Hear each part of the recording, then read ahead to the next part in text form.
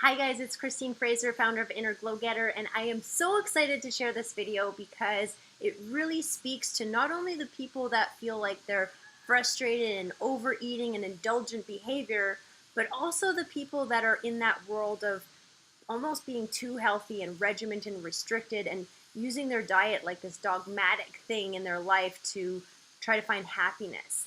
And so this video is really about how to discover what it is you really are craving. Because most of the time, when it comes to food, we have to understand that it's just one piece of the puzzle. And what most people are actually craving is, are you ready for it? Are you ready for it? Their resonance with source. What does that mean? What does that mean? It means being and allowing who you really are to shine through. And that sounds kind of weird at first, I guess. And I guess I can speak to my own experience as well on my journey towards raw food, on my journey towards plant-based foods, on my journey towards fasting and all these behaviors. I really found that what I was really seeking was just my own happiness. And what you'll find as you come into alignment with who you really are, you'll find that it doesn't matter so much what you're eating.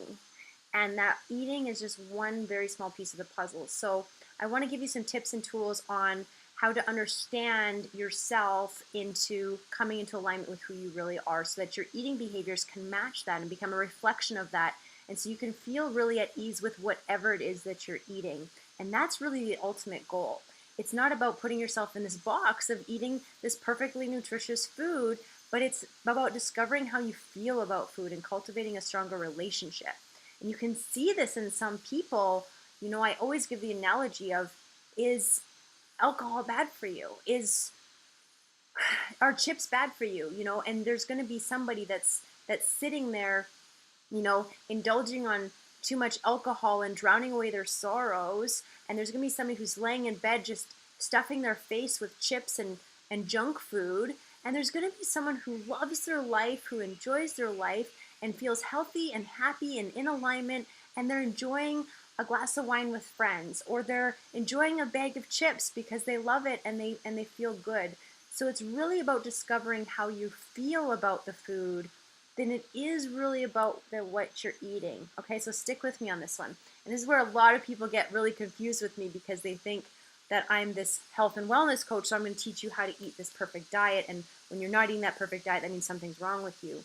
And that's so not the case. So I really want people to understand that when they're eating in a restrictive way or in an overindulgent way, they're compensating for their disconnect with who they really are, because who you really are is free and joyful and allowing yourself to be all realms of life, which means you can be angry when you need to be angry and sad when you need to be sad, and you're just living in a sense of connection to source. Okay, so I want to give you some tools to come into that space of connecting to who you really are, which is really the underlying reason why you're craving maybe certain foods or craving a different lifestyle. Okay, so as you come into more alignment with who you are, then all your behaviors and all your perceptions of those behaviors start to shift too. Okay, so what are some of these tools to come into alignment with who you are? Well, first of all, you have to cultivate a spiritual practice.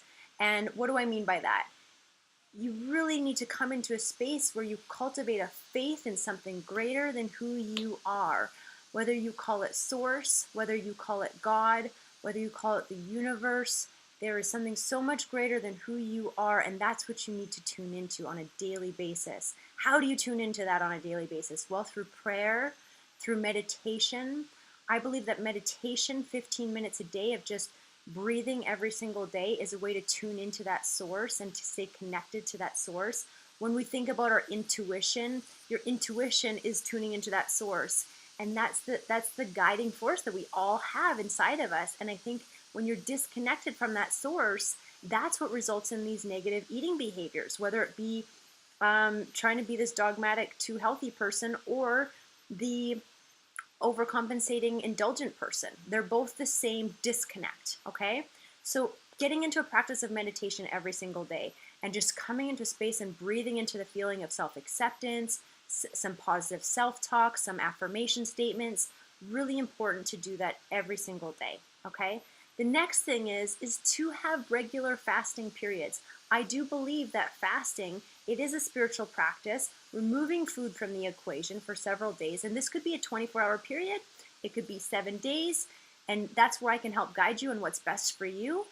But when you go into a fasting period, it really allows you to detach in order to recultivate a healthier relationship with your food, especially for people who have an overindulgent behavior. When you go on a fasting regimen, it just allows you to reconnect, retune in with yourself, and allows you to connect with that source within you again. This has been practiced for thousands of years.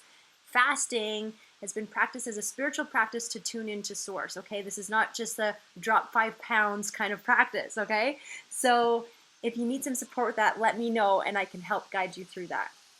The next tool is to go on a plant-based diet for a period of time. I really do believe that a plant-based diet is one of the best diets for tuning into yourself. That does not mean that you need to be vegan for life and all of these things, but when you go on a plant-based diet, you're actually consuming foods that are more in resonance with your body, which is more water-rich foods. It's more in harmony with your natural state, which is going to help you find more emotional stability, hormonal stability, all of these types of things. It's going to help balance your blood sugar levels. So sticking to more of a low glycemic plant-based diet for a period of maybe 30 days is a great way to reset your body and allow you to come into a state of peace and harmony and connectedness to your body. And from there, you'll start to really be able to listen to your body and know a little bit more about what to eat. And I, of course, have recipes and guidelines on how to do this as well.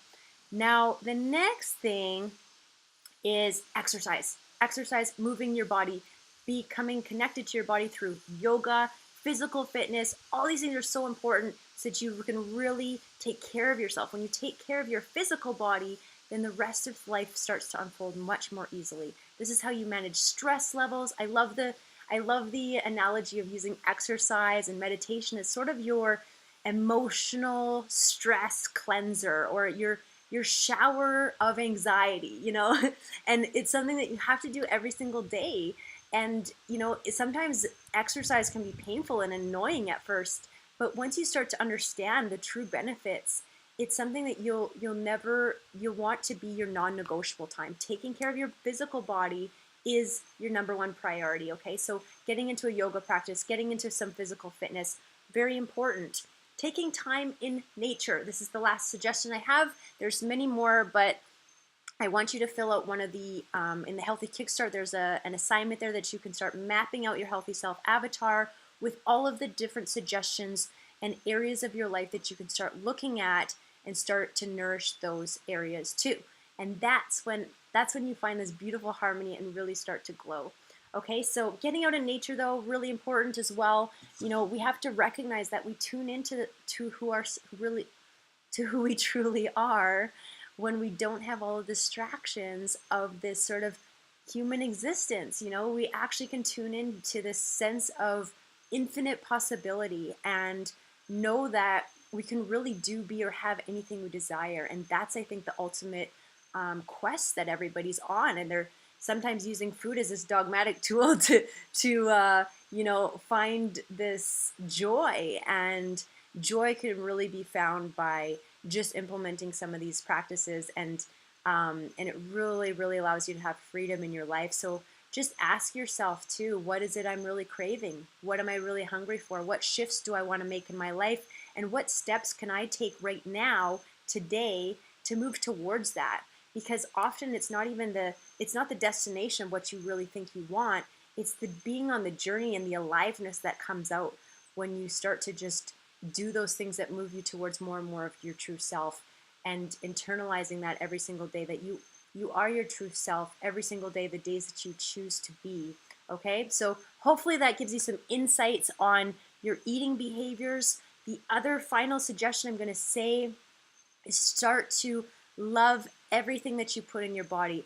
I don't care if it is a beer or a cigarette or a, gosh, whatever you want to choose, anything, if it's good or bad, just start to love and appreciate all of it, and just and become more and more accepting of all the things that you eat. I think is a very important first step on your journey towards health as well, and just letting go of your self-judgment. So hopefully that's some good suggestions for you. Make sure to click the link and check out innerglowgetter.com to download some of your free trainings, and feel free to reach out for any additional support. Have a beautiful week.